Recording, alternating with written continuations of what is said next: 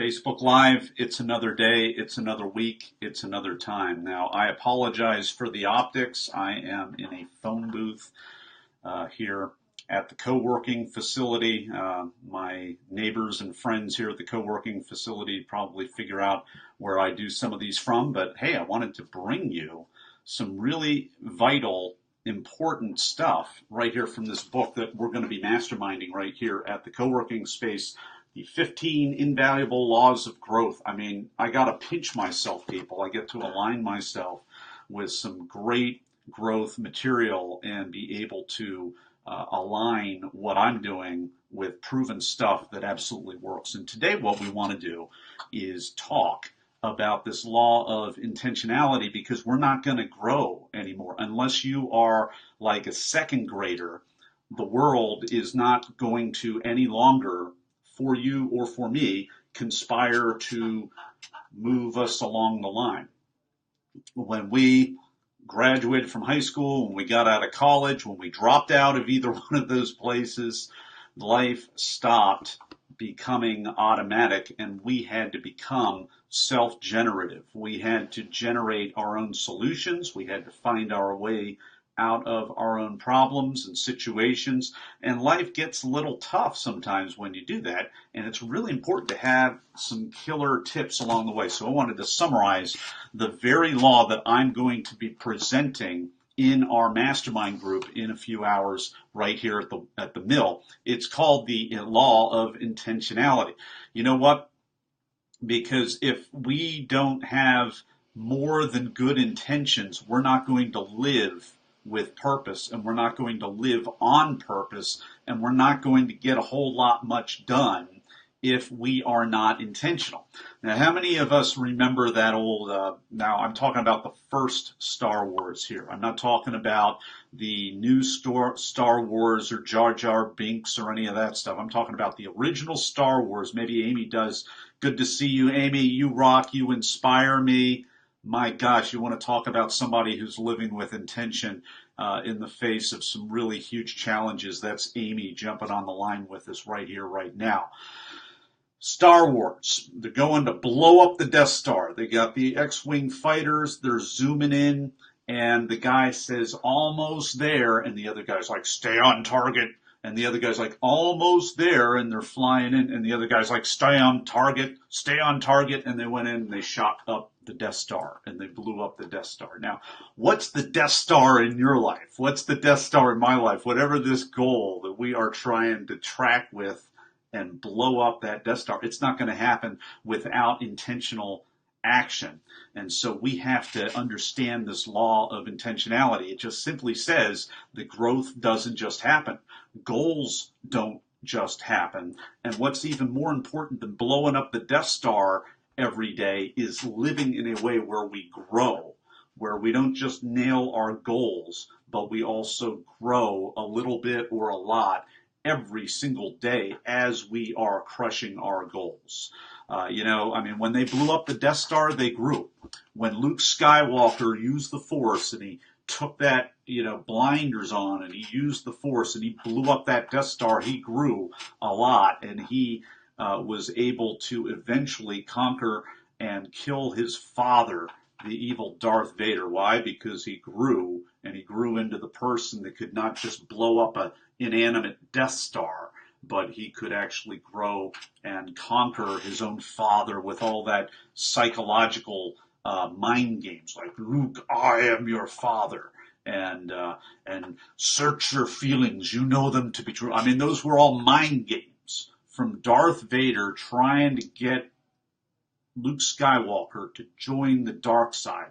And just like Luke Skywalker, and just like me, you, my friend, have all these little mind games coming from other people, from maybe your father, hopefully not, but even in your own self. Hey, Andrea, it's good to see you. Hey, Dr. Michael, I love who shows up when I'm talking about the Death Star. This is just great. From all over the world, Dr. Michael from Tanzania. Oh my gosh, but isn't this a globally recognized phenomenon that we have our own stinking thinking, we have our own little mind games? How do we get past them? We have to not just go past them, we have to grow past them. We have to grow into the person who becomes able to blow up not just the Death Star, but yeah, absolutely right from Africa. We have to grow into that person who is able to conquer the goals of tomorrow. So we've got to grow every single moment, every single day. Hey, Sherry from Louisiana. Oh my gosh, it's a great group of people coming in. So how are we going to do that? I mean, there are all kinds of gap traps that we have here in the book. And I think he lists like 8 of them. I'm just going to give you a few right now. One of the worst gap traps, just like the what was the Death Star? It was a big trap. We have the trap called the assumption gap. And that's a trap because it's like you know what happens when we assume, when we make assumptions? It makes a you know what out of you and me. I know we have people from all over the world, different cultures, so I'm not going to say that 3-letter word about what happens when we assume, but you can dissect the word and figure it out. So we have that assumption gap. And what that means is, oh, well, I'm going to automatically be able to grow. Well, I ask you the question, how many times did you repeat the 4th grade?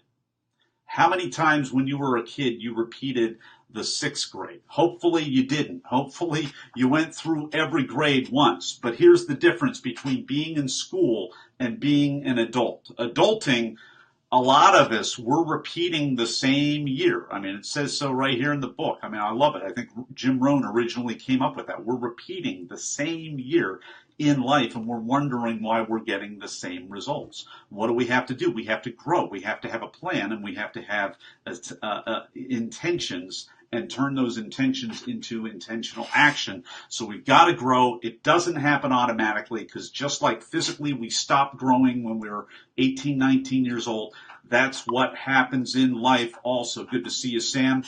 It's what happens in life. We just automatically stop growing unless we have a plan. And I love it, just like Hannibal Smith said, I love it when a plan comes together. Trouble is, almost none of us have an intentional growth plan. And if your intentional growth plan is watching Nathan Eckel Facebook videos, you need a better growth plan than that, because this is just kind of a random thing. I don't even have a plan for scheduling myself to do these. I do these in a little bit more of an inspirational way. And you need to have, just like I need to have, we all need to have a better plan every single day to grow. Now, here's another trap that we have, a gap trap. Good to see you, Gary. The Choice by Eli Goldratt. Yeah, love it. Love it. That's a powerful awareness right there, Gary. So here's another one. So once we want to grow, then we've got to conquer the knowledge gap. I don't know how to grow. I don't know how to grow. I don't know what is growth. How do I find it? You know, you got to find people that speak to you. So that's what Gary's talking about right here on the comments. He's found people to speak to him, and he's digesting that stuff. That's what we've all got to do. But we say, and we paralyze ourselves when we say, oh, I don't know how to grow. Well, you know, pick up a book. Pick up some book that has sold something, that has some social proof on it, that helps somebody. Somebody wrote a recommendation for, and you can use that to be able to grow. You've got to grow. It doesn't happen automatically. And you're going to figure out a plan to grow. I mean, the beginning of this chapter, even John Maxwell, the author of this book, had to get on a plan. Even John Maxwell got caught with his figurative pants down when somebody asked him, John Maxwell, what's your plan for intentional growth? And he was like, blah, blah, blah, blah, blah. And he said a few things, and it wasn't fooling the dude. The dude had a growth plan, and he was able to convince John Maxwell, of all people, to scrimp and save. I mean, the guy didn't have a whole lot of money at the time, and he saved his pennies up back before we had credit cards, and he spent like $900 or $700 for a growth kit. It's a lot easier today, and we have a whole industry around personal growth today. Melanie from Louisiana, oh my gosh, very popular Monroe, Louisiana today. My gosh, I wonder if one of the Duck Dynasty people will jump onto my Facebook Live. We got like the rest of the town here, it seems. All right, what's the third gap that we're going to talk about today? We're going to talk about the timing gap. Okay, I'm going to find a better time to start. I'm going to find a better time than right now to start. Guess what, friends? It's not going to be a better time to start. Don't be like the little orphan Annie. Okay, the sun will come out, tomorrow. So you got to just hang on to tomorrow, tomorrow, tomorrow. There's always tomorrow. It's only a day away. Okay, it's only one day away. Don't do this tomorrow. Don't sing the sun will come out tomorrow when you're going to have your bottom dollar. You're going to have that bet your bottom dollar tomorrow as well as today, because if you don't have a plan to take action, you're going to have the same bottom dollar just like little orphan Annie tomorrow. I'm not being anti-orphan. I'm not being anti-kid. I'm not being anti the arts or anti-musical. When I say that, we want to take action today. I'm just being a little funny. Okay, I'm taking little pot shots at popular culture and musicals from the 70s. Can't blame me. So the timing gap, now is the time to start. Okay, just take that urge and do it now, do it now, do it now. Say that to yourself a million times. Hey, Andrea, good to see you. Here's another one, the mistake gap. Okay, I don't like to make mistakes. I don't like to make mistakes. Now, let me give you a secret. My name is Nathan, and I am a recovering perfectionist. That's right, folks. I learned this 4 years ago in Guatemala. I realized, and I stood in front of a group of people. I kind of came out of the closet. I said, hello, my name is Nathan, and I am, and I made them all cringe. I mean, it was very cringe-worthy in the room. I was kind of milking it a little bit. I just said, I am a recovering perfectionist. And then everybody's like, oh, Nathan, then the tomatoes came out and they said, well, I'm a recovering perfectionist. Well, that's the point, folks. We're perfectionists. And so we can't be afraid of making mistakes. We can't sit in this lousy mistake gap anymore and just be afraid of making mistakes. We've got to go out there, take bold action, do something, tweak it. Don't do anything illegal. Don't maim or harm anyone. Don't do something like that. That's not what I'm talking about. But do something that's going to get you a result and tweak the result. That is so important. Okay, what's the next one? Well, guess what? It's the perfection gap.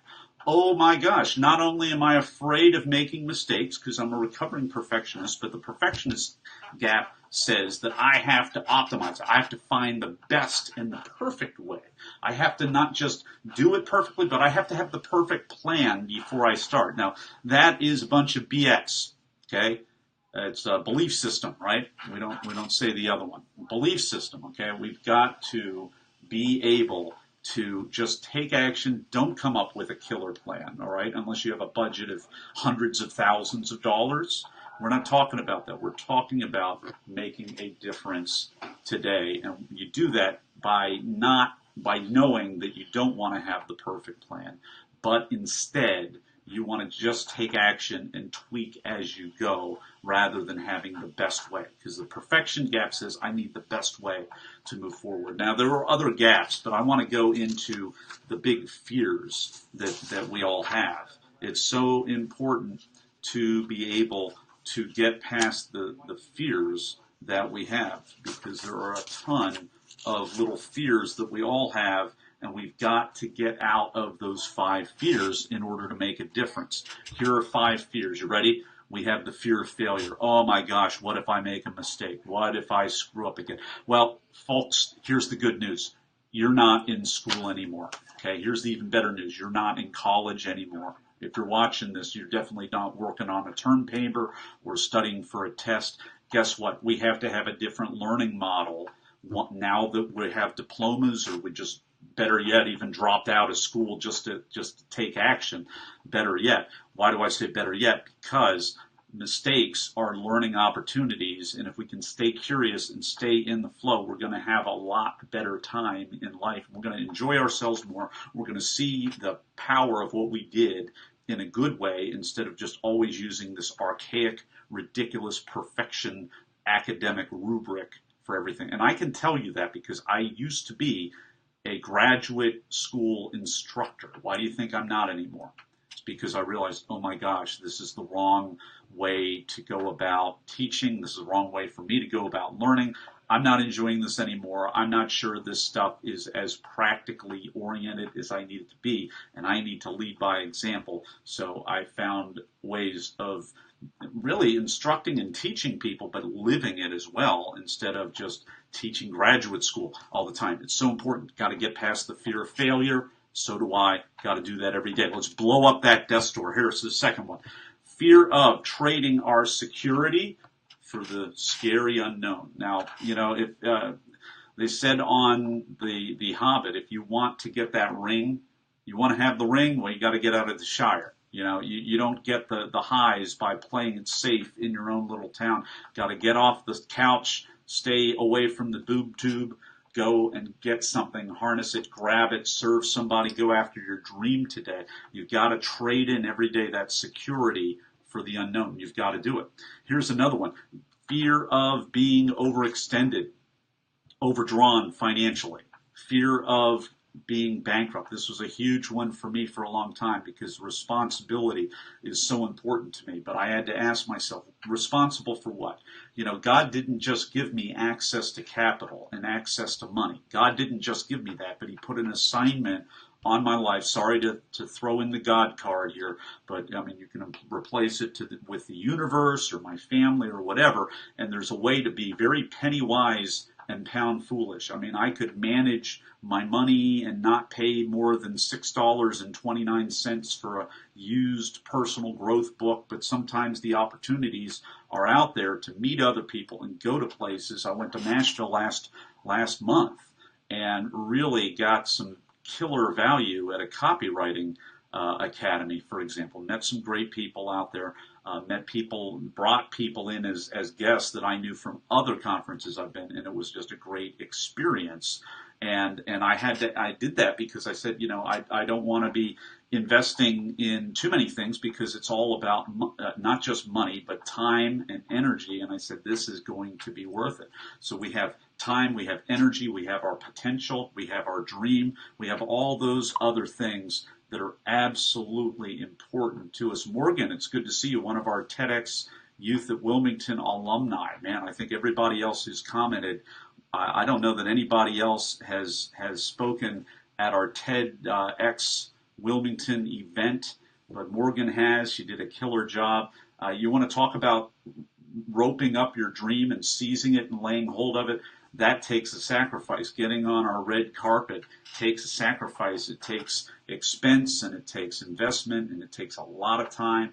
And I could go more into that. Here's another one. Here's a fear of what other people are going to say or think. And I'll stay with that analogy as well. Hey, we accept TEDx speakers. Well, hey, people that don't get in, a lot of times, myself included, because I've been applying. A lot of people don't know this. I have been applying at other places because I want to serve my team and stay focused when we have our events here. But I look at people that got to speak on the red carpet, and I'm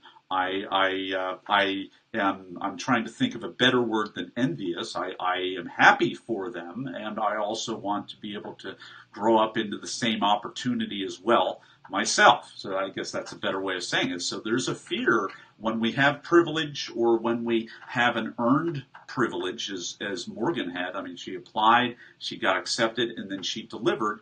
For example, when we have that, other people really will look at us a little different, and some people will be like crabs trying to yank us down. However, we can't let them. We have to grow beyond that. It's so important. And then here's another one. Fear that success, this takes it further, will actually alienate our friends. But here's the thing. If it's going to alienate people that don't want your success, we got to think about this. Why would we want to hang out with people? Why would we want to bring in people that resent our success and resent maybe some of the privileges that we've had? Many of them may be earned, like being a TEDx alumni speaker. Why would we want to hang out with people who resent us and bring them in as friends or bring them in as inner circle professional colleagues?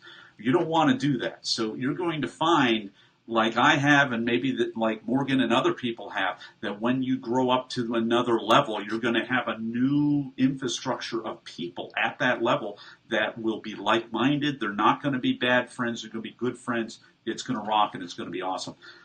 So those are the 5 fears, and I gave you, I think, 5 growth gaps right there. I am going to stay here for another 10 seconds so we can flip over that magical little 20-minute Facebook Live mark. I know this must have added value to a number of you who are on here. I'm looking forward to this mastermind group. Those of you who are local, you can join us, not for the mastermind group because that was only for people that joined me last week, but we're going to have another second of 3-part monthly series at the Wilmington Public Library, August 10th. You can apply and join for that. That's because it's the library. It's got to be free if it's at the library, so it actually costs me to partner with the library, but I'm really, really happy to do that. Spread the word, tell somebody else, as well as there's an online community going on. Would love to hear the main value point that you got from this, so please comment and I will respond offline in comments. Take care, everybody. I have 4 minutes to hightail it over to the Rotary across the street. Take care, everybody. Peace out.